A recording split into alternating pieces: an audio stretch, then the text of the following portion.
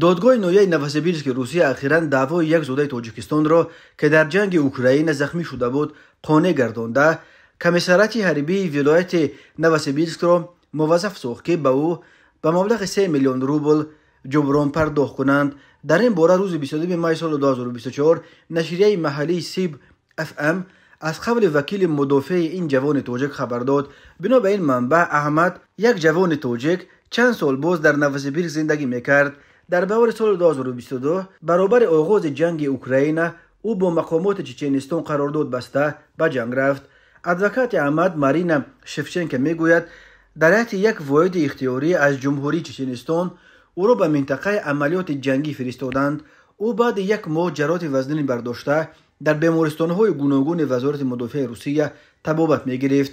در نهایت به وی به سبب جراحت گرفته‌اش مقام معیوب گروه دوم دادند. احمد بعد انجام طبابت در بهار سال 2023 به طور ساده شهروندی روسیه را به دست آورد. برای جراحتش به او جبران از طرف والی ولایت جدا شده را هم بدون چون و چرا دادند، ولی او یک سال تمام دواتاز کرد تا جبران را که پرزیدنت روسیه برای مجرم مقرر کرده است بگیرد.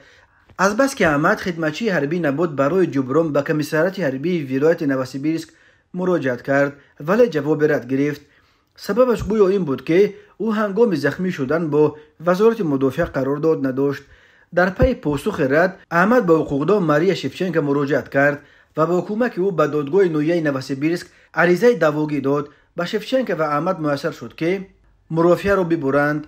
مارینا شفچنکو میگوید با قرار دادگاه نویه نوسیبیرسک طلبهای احمد قانع گردانیده شده. دلیل اشتراکش در هیئت واحد حربی اختیاری معین کرده شد و از کمیسریات حربی ولایت پول جبران برای جراحتش رویانده شد. حالا ما تلاش داریم که برای جراحت وزنینش پول سخورته را هم برویانیم. به نزدیکی در این مسئله مرافعه دایر می شود، ولی می نفیس سیب اف ام احمد تا حال پول جبران جراحتش را در دست نگرفته است و همچنان اداره به اداره دو دارد. بنا به معلومات این نشریه، قضیه احمد یکی از نخستین قضیه‌هایی است که یک زوده تاجیکستان توانست بالاخره از طریق دادگاه جبران پیش بینی شده برای اشتراکچیان جنگ ضد اوکراین را برویاند.